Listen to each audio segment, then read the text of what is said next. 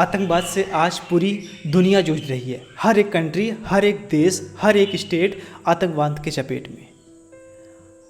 2 अप्रैल को हमारे देश में ऐसी ही घटना हुई, जहाँ पे कश्मीर में कुछ लोग घूमने के लिए गए थे, मस्तियाँ कर रहे थे। अचानक इंडियन आर्मी के भेष में आतंकवादी आते हैं और निहत्थे मासूम लोगों पे गोलियां बरसा देते हैं और ये कहकर मारते हैं उन्हें कि आपका धर्म क्या है।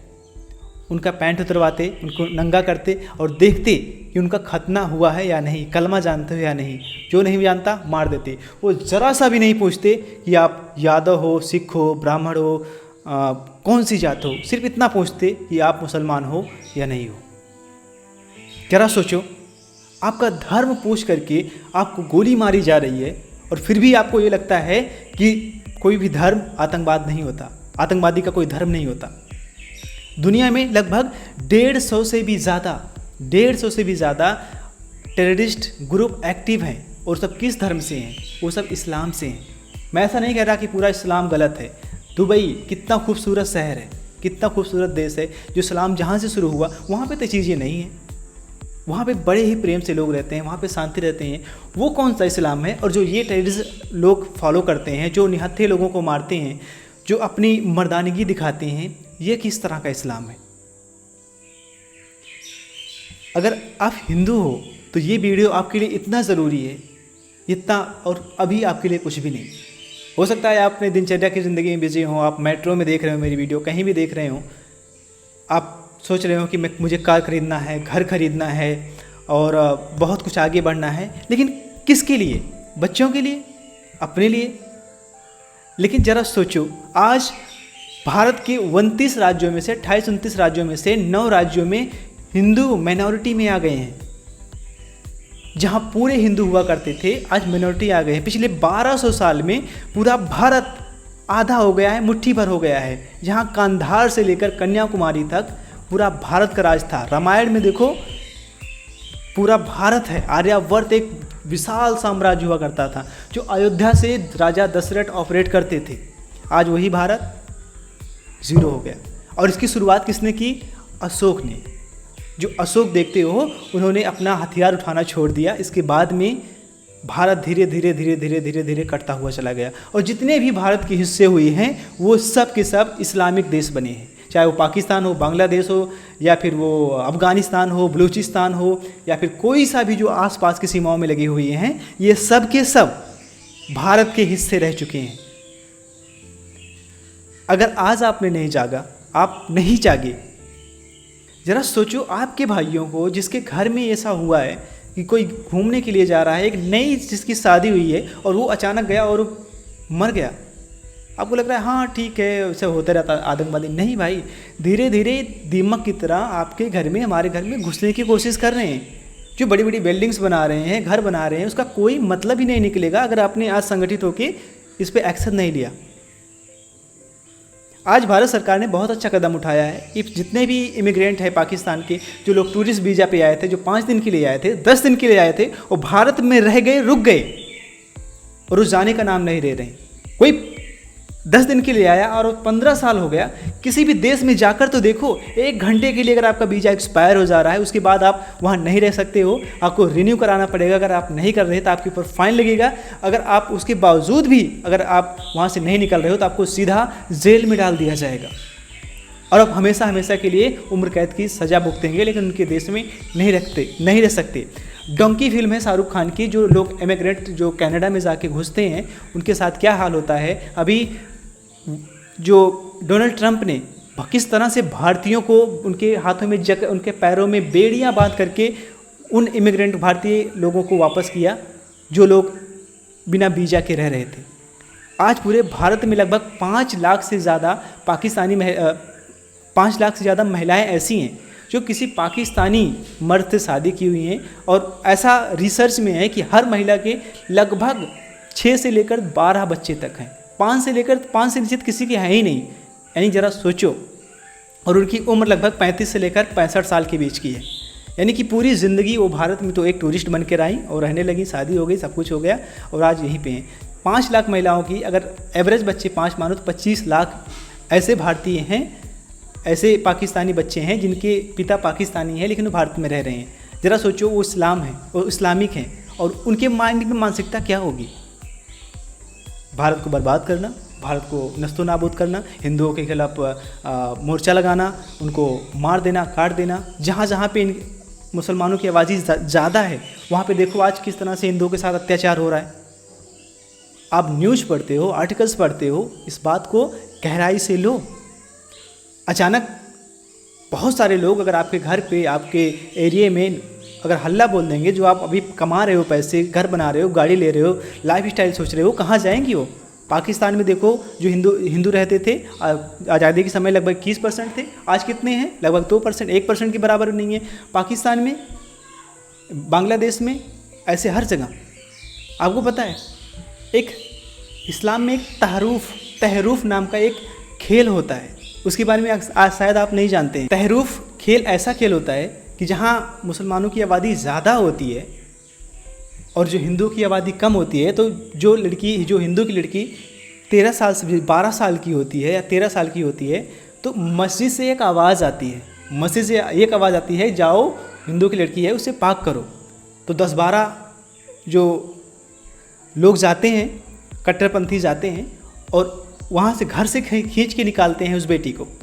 उसके बाद में भरे बाज़ार में उसको नग्न किया जाता है और उसके माँ बाप के सामने उसे नोचा घसोटा जाता है। वो 10-12 लोग उसे नोचते हैं, घसोटते हैं, और जो उसका पहला रेप करता है वो उस खेल का विनर होता है, उस विजेता होता है। उसके बाद उसे मार दिया जाता है। ये तहरूफ खेल होता है। ज़रा सोचो, जहाँ पे इस तरह का होता है, आज बांग्लादेश में न जाने कितने ऐसे खेल चल रहे हैं। हिंदुओं को किस तरह से मारा जा रहा है, किस तरह से भगाया जा रहा है। आप कहाँ सो रहे हो? कोई सिक्योर नहीं है। अभी समय है, जागो, देखो, वरना समय भी नहीं मिलेगा।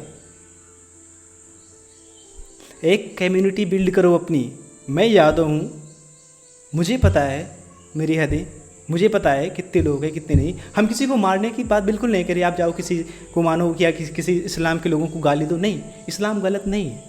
उसको मानने का तरीका लोग गलत समझ बैठे हैं। दूसरी बात, जम्मू कश्मीर में ऐसे अक्सर हादसे होते रहते हैं, तो कोई नई बात नहीं है। किसके लिए? हमारे लिए, क्योंकि हमारे घर से कोई नहीं जा रहा ना। लेकिन जिनके घर से जा रहा है उनका ज़रा सोचो क्या बीतती है उनके घर पे। कभी नंबर तो आ ही सकता है हमारा, हम ही कहीं गए हैं, आप ही कहीं गए हो, अचानक ऐसी घटना हो जाए, तब तो ये घटना अपनी पर्सनल बन जाएगी। तो जो आज घटनाएं हो रही हैं देश में, उसके खिलाफ आगे बढ़ो। और सिर्फ यही नहीं, लव जिहाद है। आज हमारे जो लड़कियां हैं, हमारे घर की बहू बेटियां हैं, जो आजकल मॉडर्न अपने आप को दिखाती हैं और दिमाग रखती भर भी नहीं।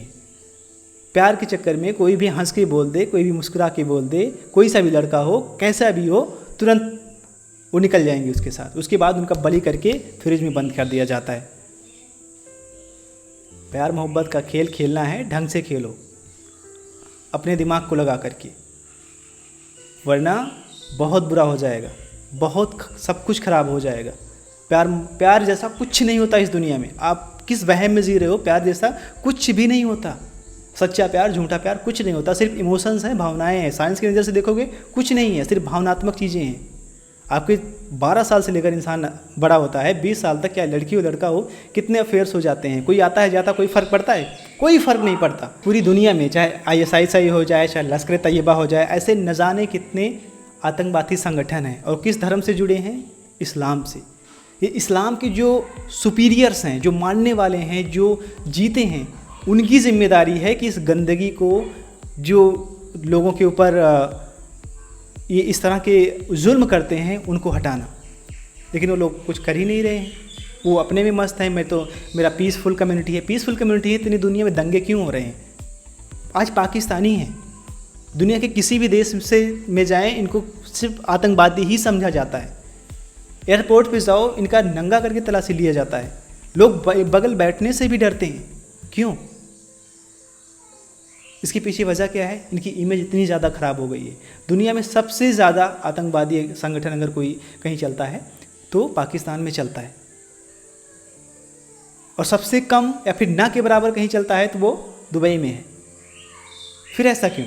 जहाँ से इस्लाम निकला वहाँ पे सब कुछ एकदम क्लीन है, और जो उसके मानने वाले हैं वो इस तरह से गुंडागर्दी करते हैं, दहशतगर्द हैं।